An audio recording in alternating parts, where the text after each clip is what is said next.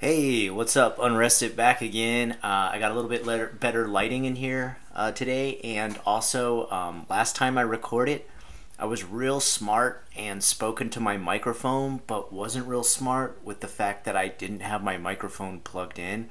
So the quality of sound was way down on the last video. I apologize for that. A lot of people were like, "Hey, is there anything you can do about the sound?" And it's like, yeah, I could use a mic. That would be better. So sorry about that. Guys, thank you so much for checking out my channel, my new channel called Scott Inksmith, with all kinds of RPG, role-playing game, world building, art, and stuff like that. I'm going to post a new video up on there probably tomorrow. I've been doing all my video posting on the weekends. It's easiest to just sit down here and talk BS with you guys on this channel. Thank you for all your responses on the Mama Mac situation. Everybody seemed to agree with me on that, so I wasn't alone on feeling like, yeah, he's using Japan and the Japanese people as a form of entertainment and not seeing it as an actual culture, which is like one of my biggest gripes against people who create videos on Japan. It's like it's not there for you to stare and point at. It's there for you to observe on multiple facets. They have a lot going on in Japan right now. We got to the moon. Japan's on the moon, baby. That's awesome. If you don't know, Japan recently, I guess, what would you say, sent a moon probe. I wanted to say a satellite, but it's not a satellite. It's a probe.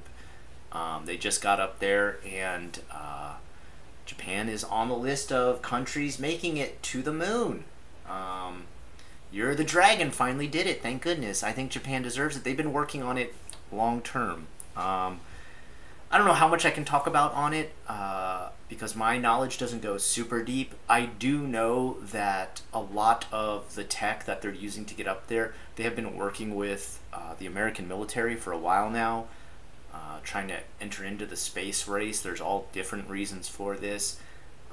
Number one, just because Japan in general does always strive to reach the next level of technology. There's many different ways that they've done that and continue to do that, even though I do feel like they are kind of set in their ways with some forms of technology where I'm just like, why would you never update this? But they've always been trying to get into the space race and make it to the moon, and they finally did it, and they did it for some good reasons, such as just showing that they can get up there and exploring the different elements of the moon, but also for protective reasons, such as, oh, let's monitor some stuff going on with North Korea sending all kinds of goofy bombs and missiles over.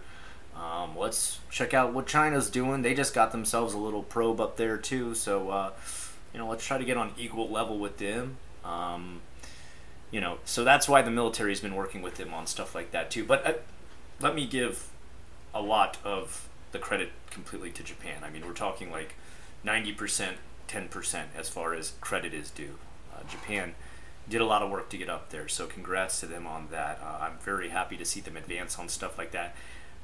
As you probably already know, there's been like quite a few astronauts who were Japanese who went up there because, let's be honest, Japan is kind of on the forefront as far as science and engineering and all other types of technology is going forward. Very, very, very fruitful statement there, Scott. Great.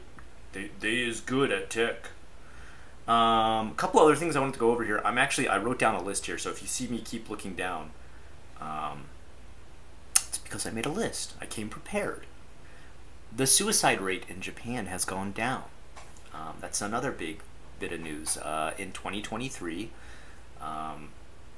it went down to only about 20,000 people. Yeah, baby.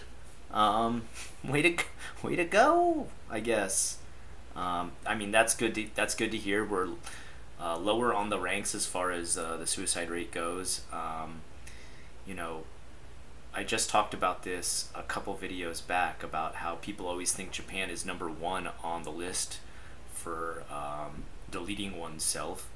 But it's not true, and Japan is slowly getting better, so good on them for that. I just hope they embrace mental health and going to a therapist and psychiatrist and psychologist a lot more. There's a lot more they could do as far as being more accepting of that, of getting better mental health care. I don't know if they need to go as far as America does with the millions of pills that they line everybody else up with, but I think Japan could definitely use a few more shoulders to cry on and ears to open up to listen to some of the woes of their people's problems. And maybe they could ease up a bit on the work hours. I think, what was the study I heard recently, and I've got no sources for this, I'm just saying it from studies I've heard recently, so quote me on this as much as you want to. Take it with a pinch of salt. But apparently, one of the biggest things that can end up depressing people at work is going to a job where you feel like there's little to nothing you can change and you have little to no impact on the work you do. And I feel like there's a lot of jobs in Japan that are kind of a grind like that. To be able to get fired in Japan is very difficult. There's a lot of things stopping anyone from getting fired. So oftentimes when Japan has people in their companies, they'll just keep them around forever and just give them tasks that accomplish nothing, rather than be like, maybe there's a better placement for you, maybe there's job help, we can help you find another job in another company, maybe there's a transfer that would work. Sometimes they'll just keep people around and allow them to pity-putty around the workplace and get absolutely nothing done. I can give you an example. I had a secretary who told me, she had worked at a school before, and that was the experience that I hired her on, because I thought, like, she had worked in Japan's school system for a long time. I knew how Japan's school system worked, and I knew what kind of records they had to keep because I had worked in the public school system before. So I figured, well, if she's good at keeping records there, she's probably going to be good at my place. Now, it didn't work out because it turned out she had absolutely refused to ever take on computers while she had worked there. And like I said, because it's hard to actually fire someone in Japan, they just let her stay on for like 25 years, and she just did like nothing work. Like, they would make her like file papers that didn't need to be filed, or cut out cards for teachers in classes who needed them laminated and cut out, which isn't really a secretary's job. That's more of like the teacher's job. They would just give her like busy work to be like, just get some stuff done here, I guess. Empty the trash cans, do something. And like, they had just kept her around for a long time because it would like, working for the state especially, I say the state, the ward, that's more how they go, it's the prefecture or the ward in Japan, but working for them, even harder to be fired. So there's just no chance that they were going to fire her. And they just kept her around forever, not being able to learn how to use computers. I had to teach her everything about how to use a computer at my work. She never really progressed. I eventually had to let her go.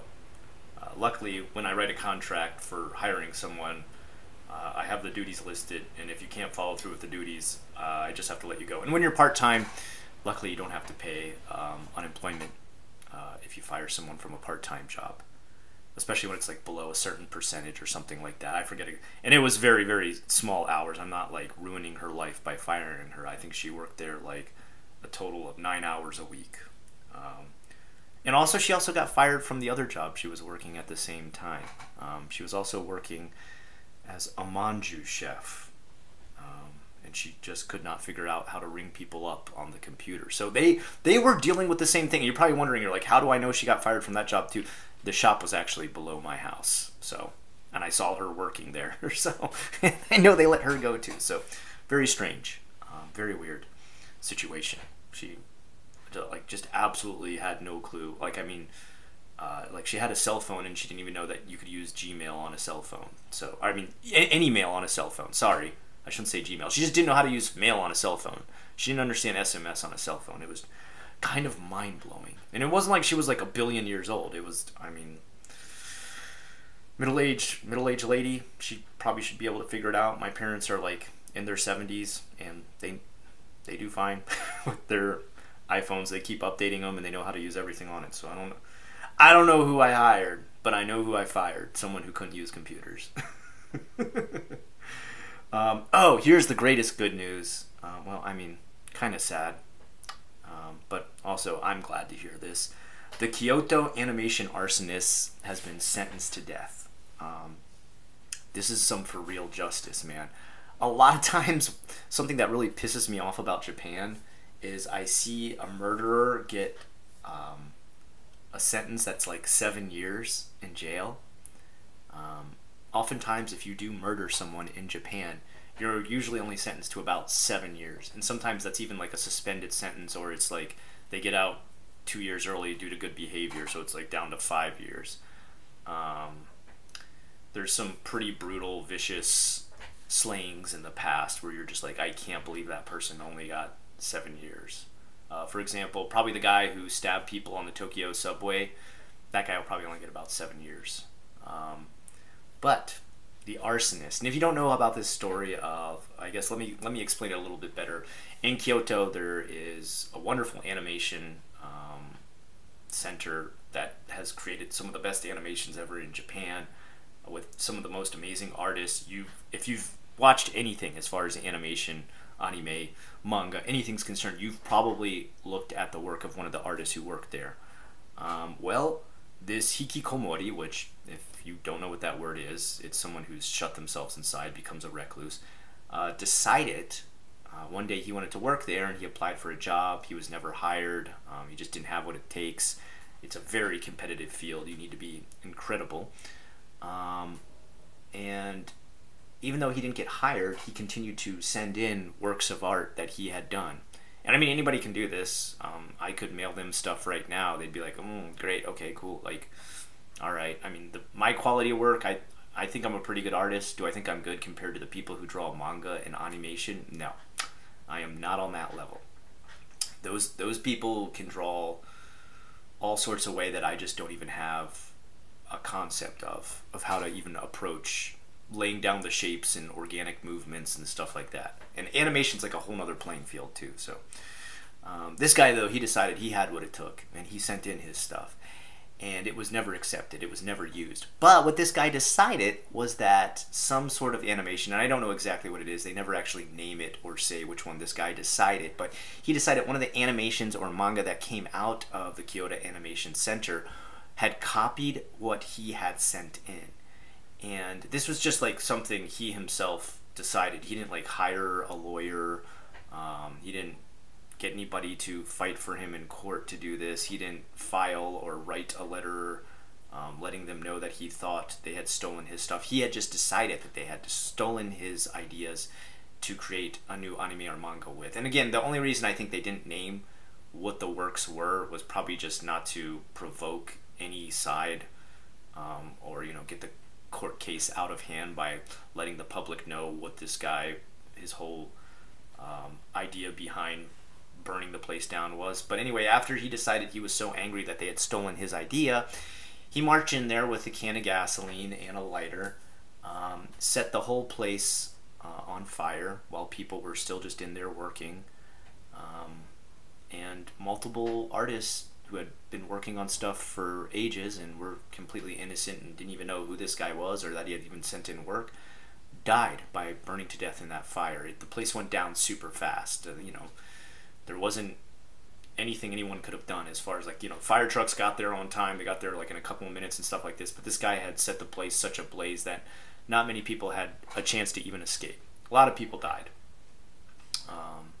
We're talking tens of people were burned to death in this. And a lot of artists were injured to a point where they couldn't work anymore. A lot of the artists were depressed, obviously, because they watched their fellow employees die in front of them to a point that they couldn't work anymore. A lot of work was obviously sacrificed in this. A lot of progress on animation, manga, stuff like that, destroyed.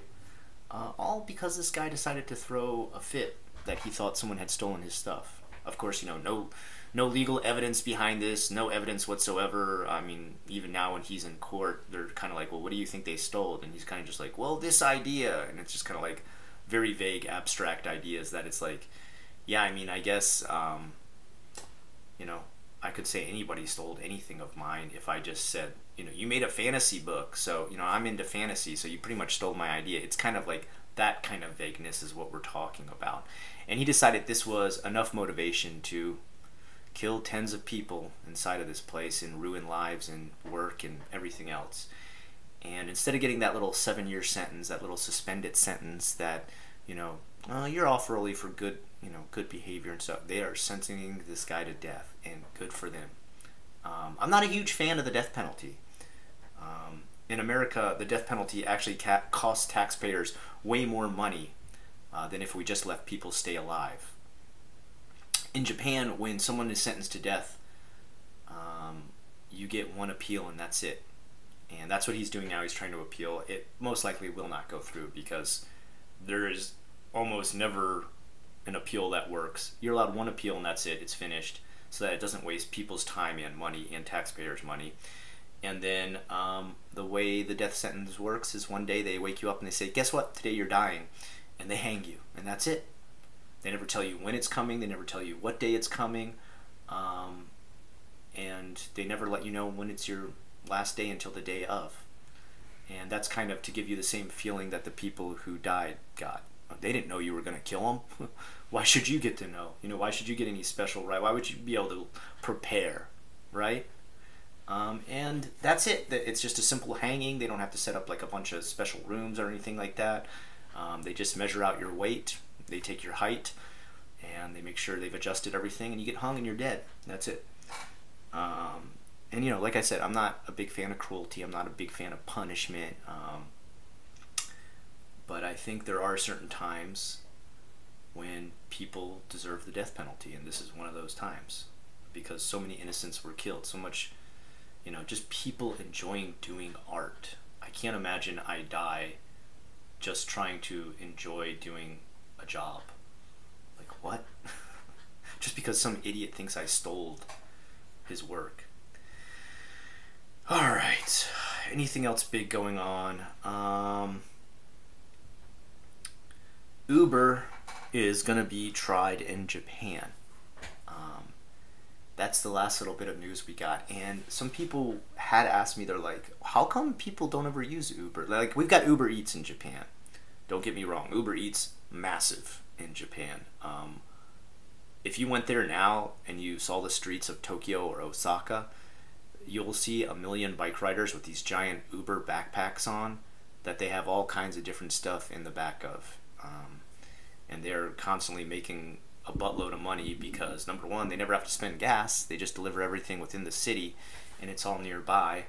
But Uber, as far as, street Uber, drive Uber, taxi Uber, whatever you want to call it, I don't know, that they attempted for a short time, and the reason it never went through was because the taxi drivers union lobbied against it. Pretty much anybody representing the taxi drivers put up a big stink about it.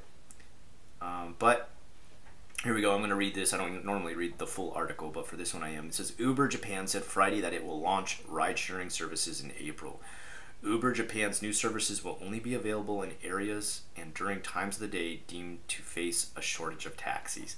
So, what exactly does that mean? There are areas like countryside, super countryside, ultra micro island areas where obviously there's not big taxi unions, and that's pretty much the only way Uber is breaking into these areas. Am I a fan of it? Yeah, absolutely. Riding a taxi in Japan can be quite costly, and there's kind of a racket as far as they work with the train services to make sure they shut down overnight so that they can raise these high prices to ride you back home after midnight. So if you ever wanted to stay anywhere after midnight and you're far enough away where you can't walk or ride a bike, you're absolutely using a taxi. And it's, I don't know, I feel like it's a bit of a scam. I was never a big fan of that. There was times where I was having a good time at a party, wanted to stay a little bit longer, but knew I didn't have like $60 to drop on a ride home. Whereas I could, take the train for 130 yen, which is just like $1, literally like $1 to get home. I wasn't about to, use my entire allowance for the month to take a taxi home. So Uber, I think they can easily undercut the taxis. There's no question about that. They could probably charge, half or a quarter what some of the taxis charge you to go. And sometimes there's some jerks. There's some super jerks in the taxi business. I've definitely had times where I hail a taxi and it's on a street where You have to get turned around. You have to make a big U-turn, and maybe that's difficult for them. I'm sure it is, because there's some heavy bottleneck traffic in Japan. But I hailed you, you stopped, you picked me up, and when I tell you I need to go the opposite way, you tell me to get out because you don't want to get turned around at the light. Come on. There's times where I've had that happen where I've got like two babies in tow. Sorry, my cat's like hitting the mic and the camera at the same time. But I love you very much. But your tail. Anyway, otherwise, how else are things going in my life? Pretty good.